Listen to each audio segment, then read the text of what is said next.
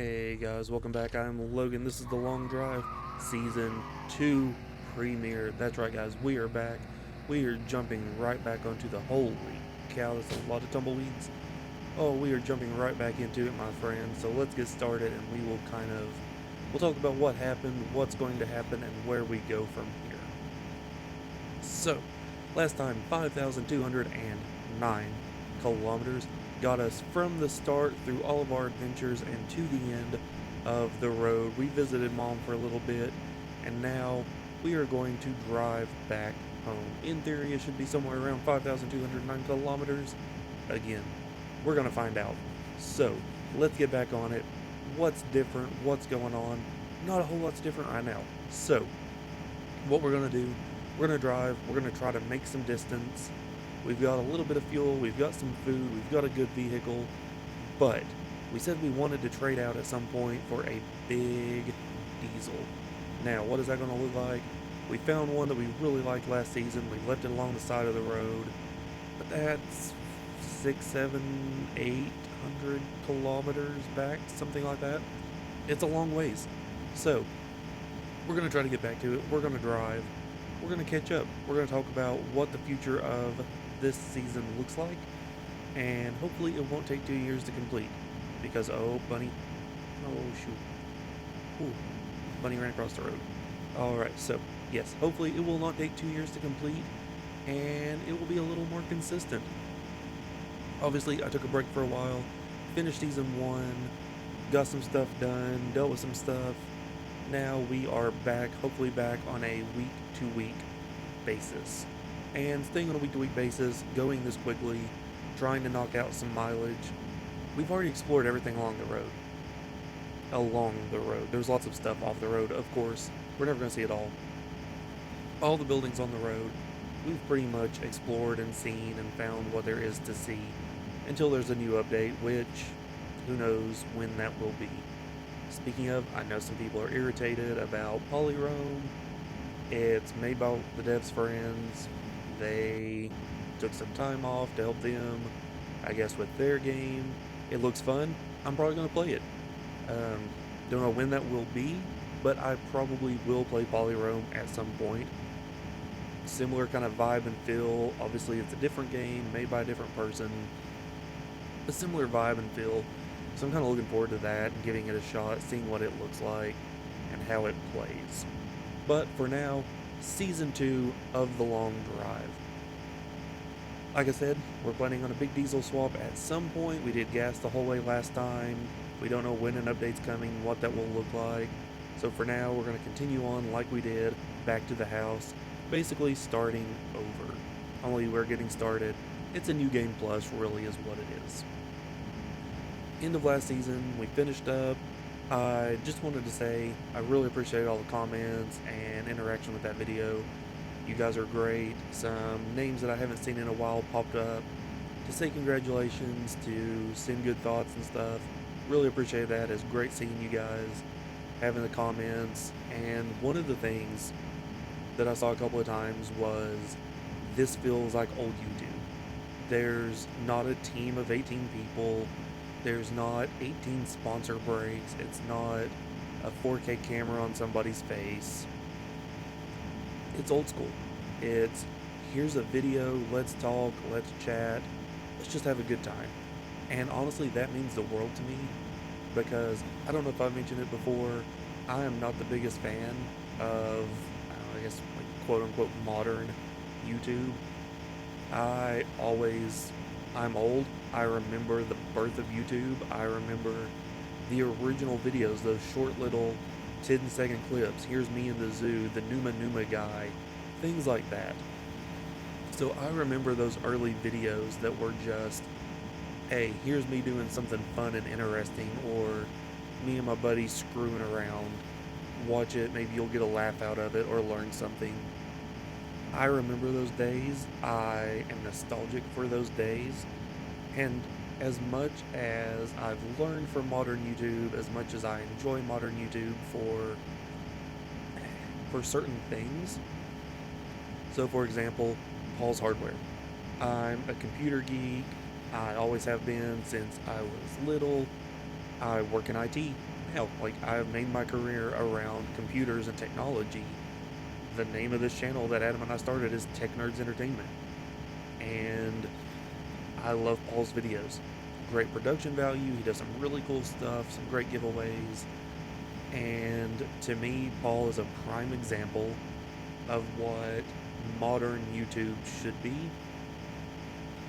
You have other groups out there that I'm not going to name and shame just because I dislike them or I don't watch much of their stuff, but there are other groups out there who are multi-million-dollar behemoths in YouTube, and they upload a single video and it makes hundreds of thousands of dollars and gets millions of views within a few hours. That's great for them. I never anticipated YouTube would be that sort of platform. But then again, like I said, I'm old. I remember the olden days of YouTube, of the internet, when it was the Wild West. When all it took was some basic HTML editing skills, and you could throw up a website for a couple of dollars with a domain name. Now, they have whole teams of people dedicated to building a website to drive as much traffic to their business, to their shop, to their store, to their website, their listicles, whatever, to sell ad revenue, to make tons of money, all based on taking your information and selling it to the highest bidder.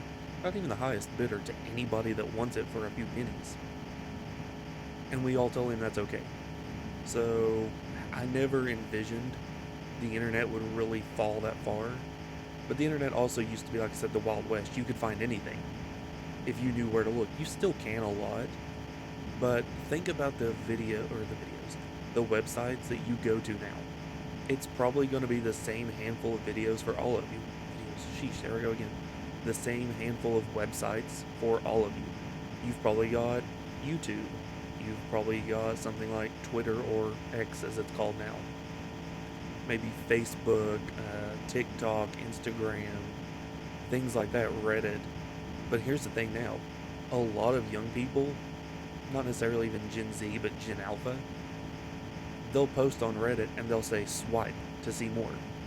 Because to them, Reddit isn't a website, Reddit's an app. YouTube is an app, it's not a website. To them, websites are archaic. They don't even think about the way they interact with other people through the internet as being through a website. It's an app that they've downloaded to their phone or their tablet. Lots of them, they don't even have real computers anymore. They're doing all their schoolwork, if they're doing it not on pen and paper, which a lot of them aren't anymore, they're doing it on a school-provided Chromebook. Which, don't get me started on how ingenious that is, because they're pushing those kids away from Windows. They're not realizing, oh hey, this is Windows, it's a Chromebook. So that dominant business lead that Microsoft has had forever is going to erode in the next couple of generations as these kids are taught graphic design on a Mac. That's all they know is Photoshop on Mac. It's laid out differently on Windows. They don't know it on Windows. They think if I'm doing graphic design or video editing, I need a Mac. Even though you can build a computer just as powerful, more powerful, for cheaper than a Mac. Which, I'm not dissing Macs. I have a MacBook Air. I love it. It's portable, it's powerful, it does a lot of great stuff. Again, I'm old school.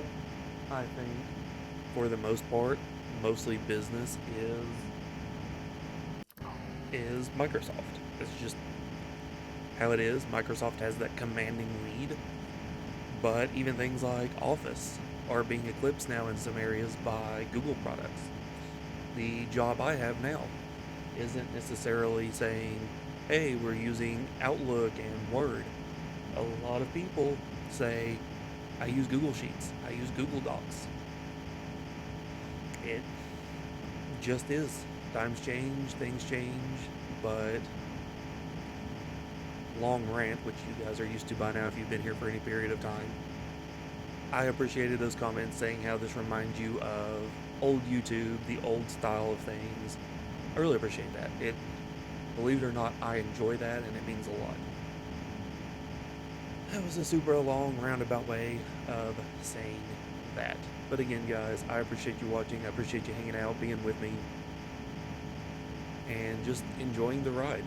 It's a long drive. It's what we do most weeks. So I'm glad you enjoy it. I actually did record one video in the interim that I ended up not publishing. I didn't even finish editing it, honestly, because for some reason, don't know what was going on, but my mic was picking up some crazy, horrible static to the point that there were some spots I could just kind of trim that out, push it down. You barely noticed it, but there was a lot of just background hissing that the mic was picking up from something. I'm not sure what it was. I've moved cords and cables away from the mic and the XLR cable, so hopefully that's not in this video. If it is, I'll try to put up a little warning at the beginning, just kind of a, hey, sorry about the audio quality, don't know what's going on, trying to fix it. It seems okay for now. I'm not seeing anything in my capture software saying, hey, like right at the end it was just dead silent. It didn't say it was picking up anything that should be present in the editing software, so we'll see. Hopefully it's not there, but because of that, I never finished that video, which I thought was really cool. I got the idea from one of you guys. You had actually done a similar video, and I tried to go back and find that video so I could ask for permission to recreate it in the way that I do things.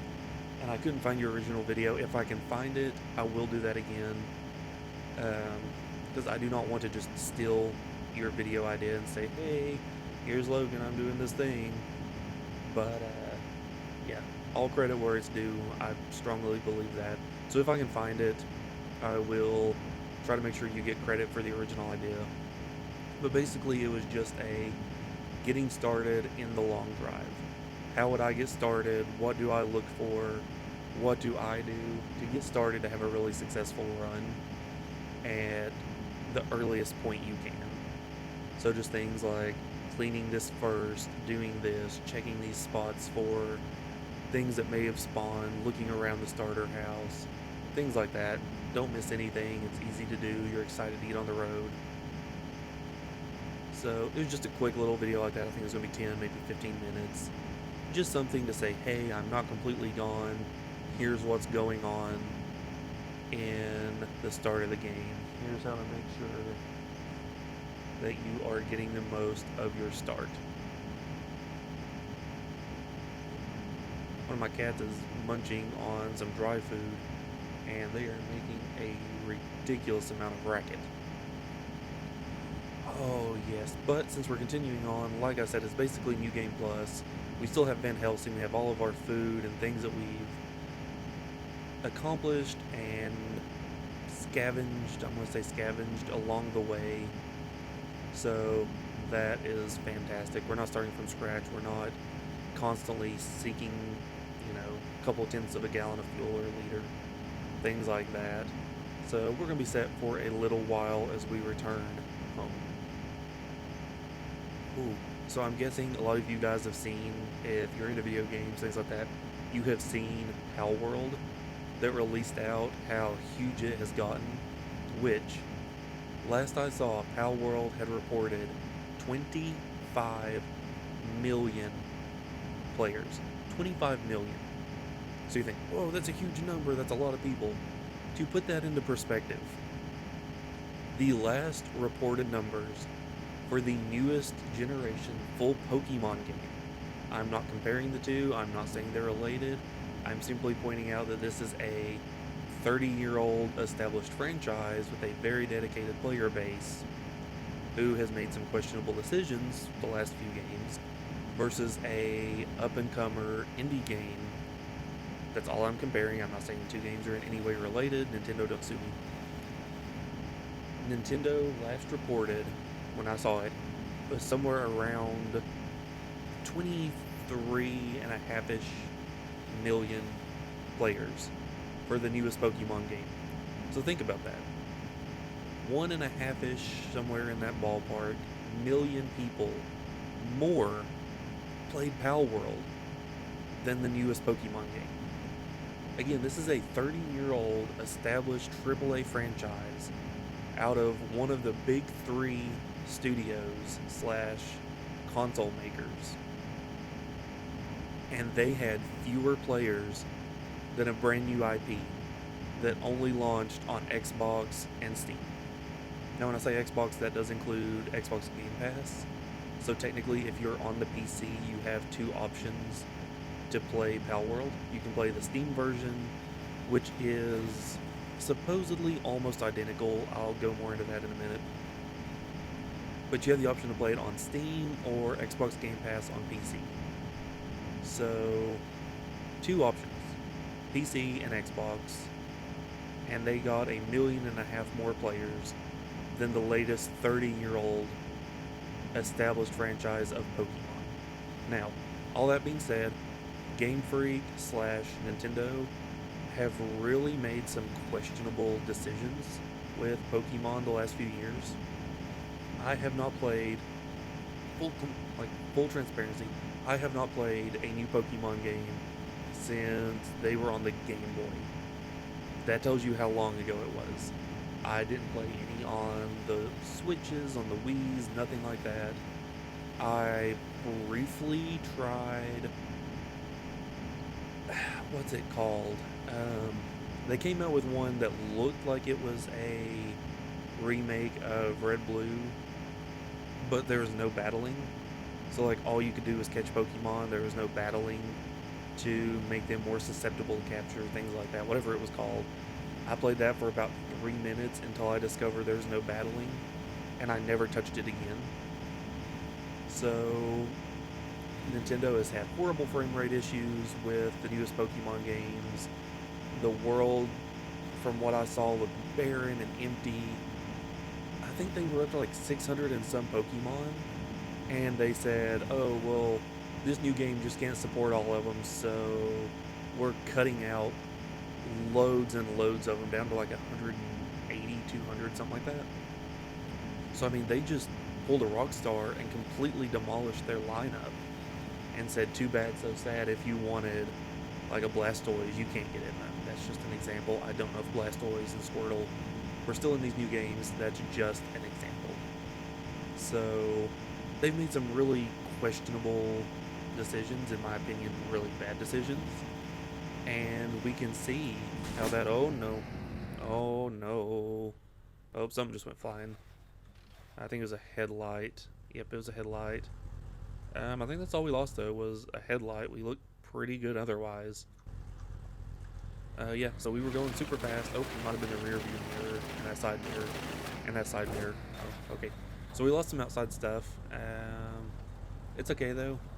It's just a mirror. Alright, so there's one of the mirrors. Oh, stop. Alright, so there's one of the mirrors. We'll grab that. But, yeah, so they've made some really poor, in my opinion, downright terrible decisions. And that allowed an up-and-comer to completely demolish them. I mean, that really shows you how it's not the amount of money that can be thrown into a game. It's not the brand behind it, or even just like AAA status, right? That determines if a game does well, if a game is well received or liked by the people that play games. It's a labor of love. We've seen it more and more lately. These little indie games are becoming super popular, and AAA games are launching horribly broken. They're launching missing key features that were promised, with graphical issues, with gameplay issues, with game-breaking bugs. I mean, I don't want to beat a dead horse. A lot of people have talked about this, but Cyberpunk was delayed. It finally gets shipped out, practically unplayable on what they were calling at the time last gen hardware because it was so graphically demanding, yet utterly broken at the same time.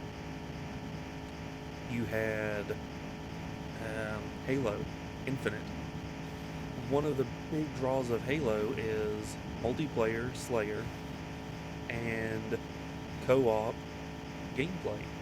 You know, you want to be able to sit down and have a couple of Spartans running around playing the game together with your buddy. There's no co-op at all. Yeah, I mean, the open world was an interesting idea for a Halo. The map was oddly difficult to traverse, in my opinion, even though Chief now has a grappling gun. I don't know. But they made some really bad decisions. Multiplayer had no Slayer. They're like, oh, well, we're gonna add co-op. We're gonna add this. We're gonna add this. It's a game as a service. Nobody asked for that. Nobody asked for there to not be co-op, for there to not be a Slayer game mode. Like, oh, capture the flag. Nobody asked for that. I would venture the majority of people do not want, nor have any desire or into, anything to play capture the flag. They want classic Halo Slayer, what the games were built on, and they said, yeah, no, we're not doing that. You know, you had Cyberpunk, Halo. What's another good one? That pirate game that just released. Everybody thought, man, this is going to be great. It's going to be a Black Flag without being held down by the Assassin's Creed branding.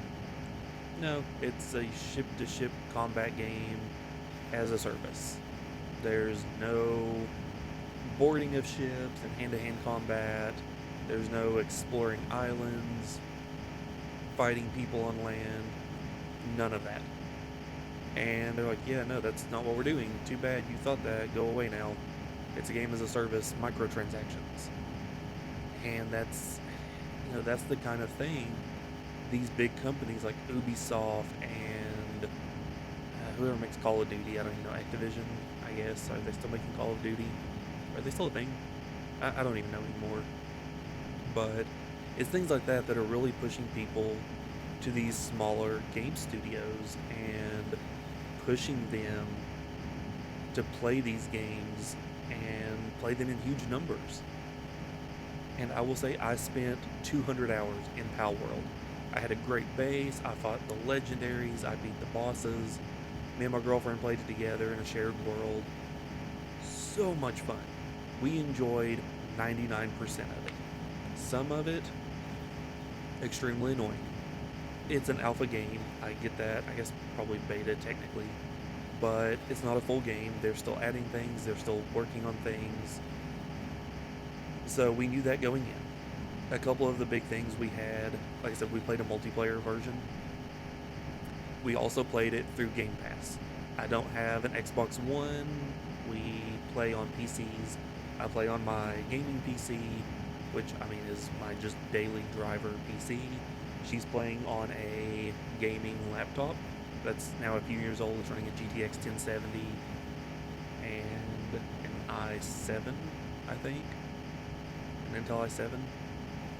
But it's now 5 years old, so it's an older gaming laptop. But it still ran reasonably well on low settings, 1080. But she was able to host the multiplayer game for me because she just started it up first. That was all fine. We did have to, almost every single time without fail, for some reason, if you just tried to load the game in multiplayer, it crashes. You just get this, what was it? Oh, the game engine, I can't think of the name now. Unreal, I think. And it would just crash out and say, hey, we don't want this to happen, but it happened. Send us this error report. And it would just crash constantly. The only thing we could do, toggle the settings to single player, load in, fast travel, close the game, turn multiplayer back on, and then load the game, and generally it would load for her. She gets the code, I join. It was a major pain. It added about 10 minutes of back and forth just to get in and play. But once we did, it was relatively stable.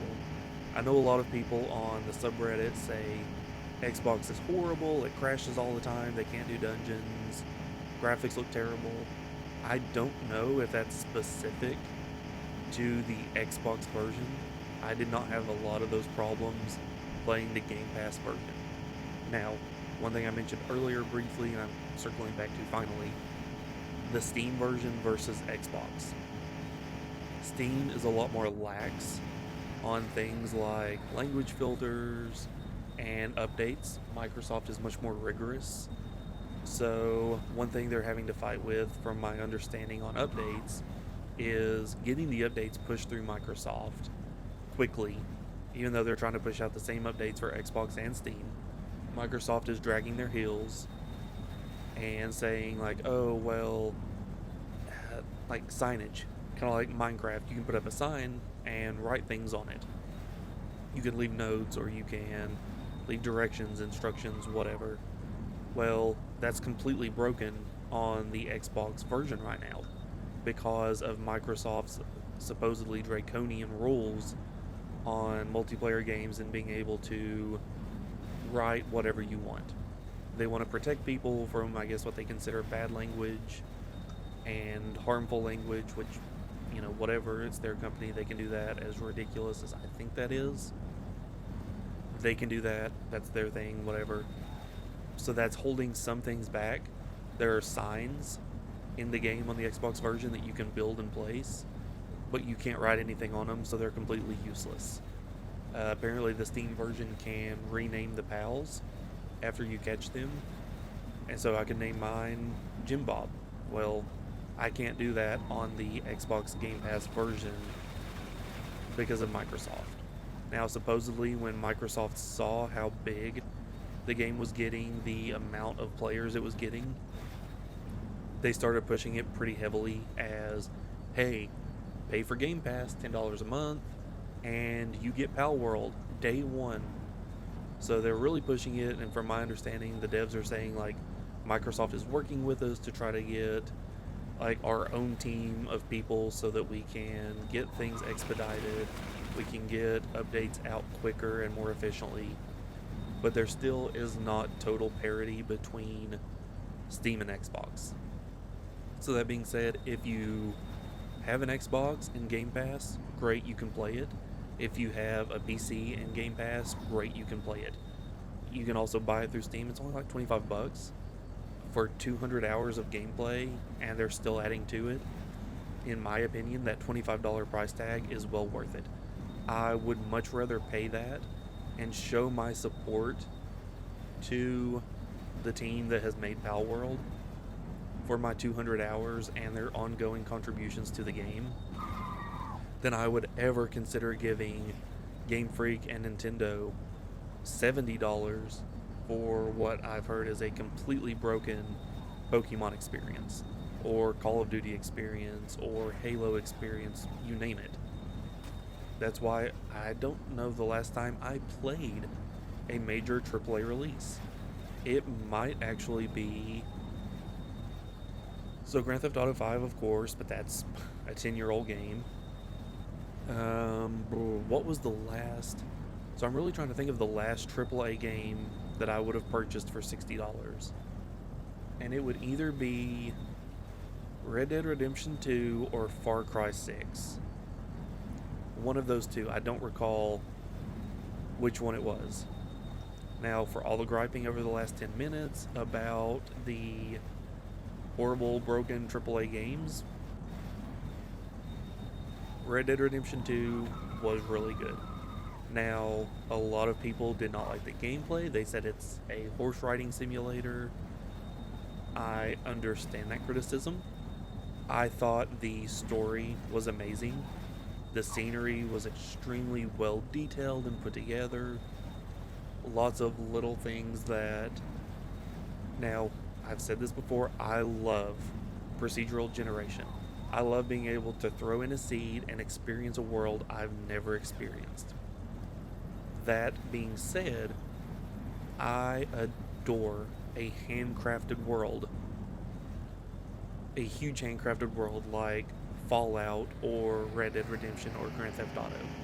There are so many little things that they can tuck away in a corner or hide away in a little quest line that 99% of the players may never see. So, like, apparently Red Dead Redemption has a vampire in it, an actual, honest to goodness vampire. And I call it St. Denis. I will never call it Saint Denis. St. Denis, that you can only come across in like very specific times in a very specific area, and loads of people never knew it was there. And that is the sort of thing that I love about detailed, handcrafted worlds. That, no offense to the devs of this game, I love this game. I have spent so many hundreds of hours in it, but that I'm never going to get from this game and procedural generation. So, yeah, Red Dead Redemption 2, I absolutely love that about it. Far Cry 6 was very disappointing in my opinion. I think that's the general consensus from reviews and things that I've seen. But those were probably the last two AAA games that I purchased, and that was years ago. They just don't hold my attention.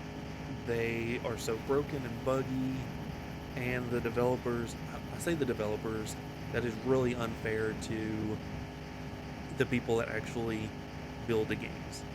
The actual devs that are in there on the ground, day in and day out, building these games for the best experience they can, do not deserve the hate. When I say the developers, in general, unless I'm specifically talking about developing the game, I'm talking about the studios who develop these games at the end of the day. So that's going to be your Rockstars, your Bethesdas, your Rareware, are they still a thing? You know, the big studios, when I say the developers generally. So please do not construe that as me talking about the guy sitting in the cubicle writing code. That is not what I'm talking about. They are generally constrained by budgets and managers and people that don't understand what they're trying to do.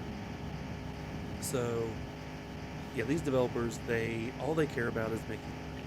I get it. At the end of the day, they're a business. That's their job. Make money. I get it. That's fine. It's what they do.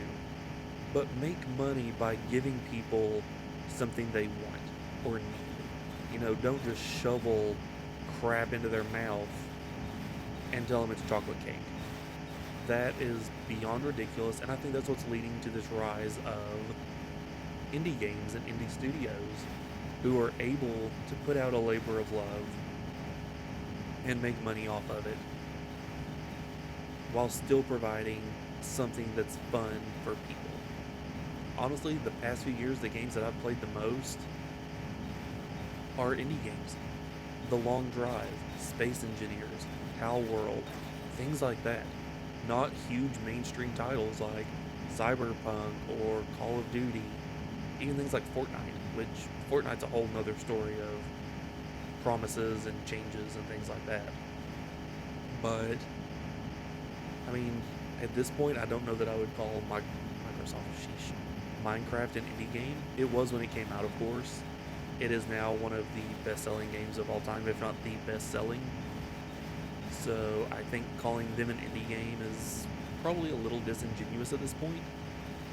But, you know, even things like that, I haven't really played much. I did that retrospective a year and a half ago, whatever, on my big Minecraft world where I just built and created and transformed and all that based on Michael MJD's video. And that's the most time I spent in Minecraft in a long time. I tried to get my girlfriend into it for a little bit, but where she mostly plays on the gaming laptop, she's a couch player. She likes to play on the couch and be comfy. She doesn't want to sit at a desk in a gaming chair and play with a keyboard and mouse. She likes to sit on the couch with a blanket, a pillow, and a controller. That's fine. There's nothing wrong with that. You know, lots of people grew up playing console games. They still do. So they don't keyboard and mouse. That's not comfortable. They're not used to a 20 or 30 some inch screen. They're used to playing on their 55-inch TV. Nothing wrong with that. That's how she prefers to play. And so Minecraft the Java version, doesn't natively support a controller. And apparently getting a controller up and going, I didn't do a lot of digging on it, but it's not the easiest thing in the world to do. And so she didn't want to try playing on the keyboard and trackpad or at a desk, whatever. So we never really got her into Minecraft. We played it for maybe 20 minutes one day. She vanished, couldn't find her way back to base, got frustrated, and was like, yeah, I'm kind of done with this. She didn't know what to do, how to do it, and whoop, there we go. And that is one thing that I think some of these indie games kind of lack in some regards is a really fleshed out tutorial. Palworld, I thought, did a good job. They said, hey, this is your standard crafting survival game. Go punch a tree to get wood. I mean, as far as I'm aware, Minecraft pretty much started punch a tree to get wood. And everything since then, survival crafting games have kind of followed that formula. Punch a tree, get wood, craft something crappy out of wood, find a rock, strap a rock to it, make it a little bit better. Eventually you're getting ores, and you can make, crappy iron tools, and then you can refine your metal and have steel, things like that. So I think Palworld did a good job, much better than, say, Minecraft or even The Long Drive, of here's how you get started in our game. They're like, build this thing by collecting some wood and stone. Okay, cool, you've built it. Now go do this. And the tutorial for Palworld lasts almost up until what is right now the end game, because the tutorial goes all the way up to like level 40 something, where it's like, continue upgrading your base by building this thing, and that lets you level up to getting another pal to work at the base. And so it's a very long tutorial, if you want to call it that. And so it works, it's nice. Long Drive just says plop, and you don't know what you're doing, what you're supposed to do, which I mean is fine for a sandbox kind of game. But same with Minecraft. There's no real go here, do thing. It's just, hey, we built this world, go do stuff in it. Without even telling you the keys and controls to make that happen. Yeah, so that's my rant on indie games and all that jazz. So all that stemmed from Palworld, great game, I enjoyed it. 200 hours in it, actually more than 200 hours. And I did pretty much everything there was to do.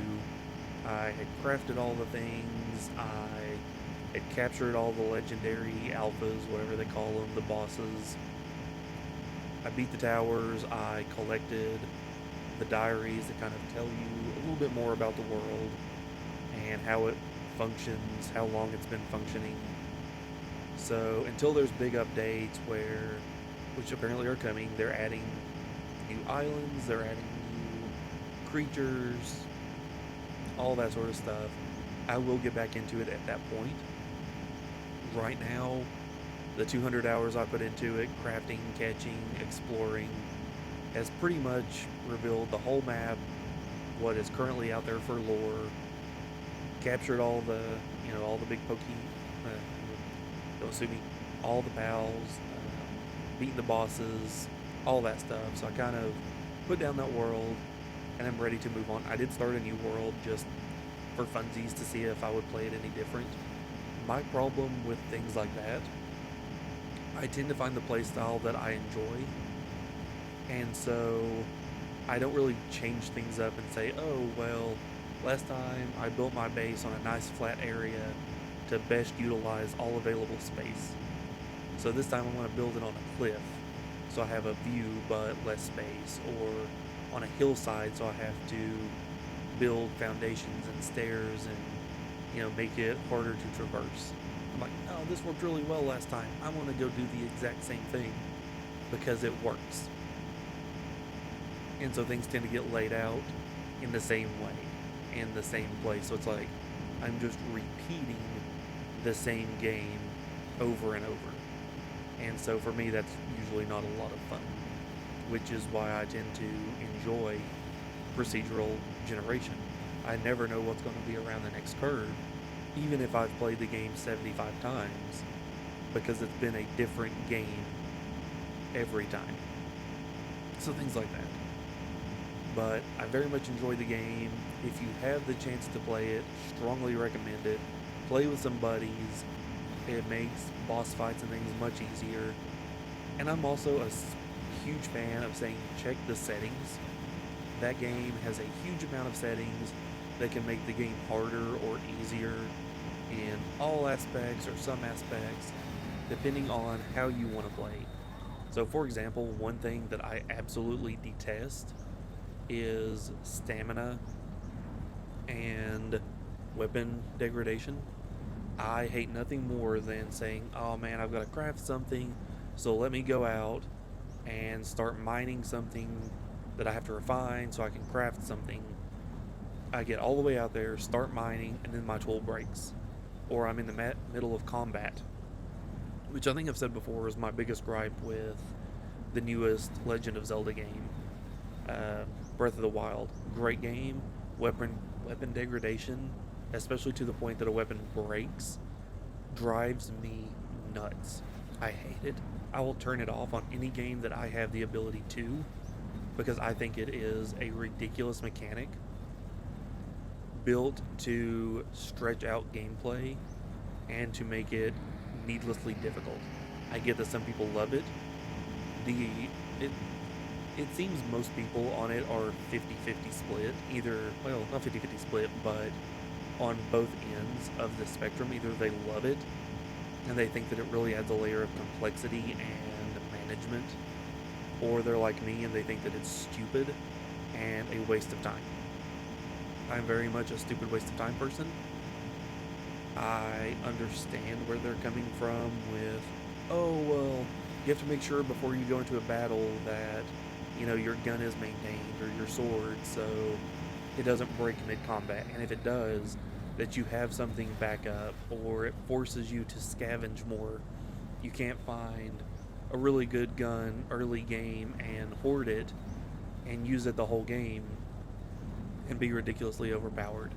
It forces you to use different weapons throughout the game. Like, cool, I don't want to do that. I get it. I don't want to do it. I turn it off. So with Palworld, you can make catching the pals harder. You can make it easier. You can make your stamina drain a lot slower. You can't turn it off, unfortunately. But you can functionally turn it off unless you're trying to fly across the whole map on a pal. Then you're going to notice it. But for the most part, you can make it to where it's not an issue. Same with food. So you don't have to grow and dedicate as much time to farming food. Things like that. So you can really adjust up and down the difficulty. But it's a great game. So, guys, this episode has flown by. We have already done about 100 miles, kilometers. I guess we're back onto kilometers now. I honestly don't even know. We've done 100 of miles and or kilometers. So I think we're going to call it here at about 45 minutes. But guys, it is a blast to be back. I am super excited. This is Season 2, Episode 1 of The Long Drive. I am Logan. Thank you for being back with me. Thank you for holding out and being excited for Season 2. So guys, I am Logan. This is The Long Drive, and I will catch you next time.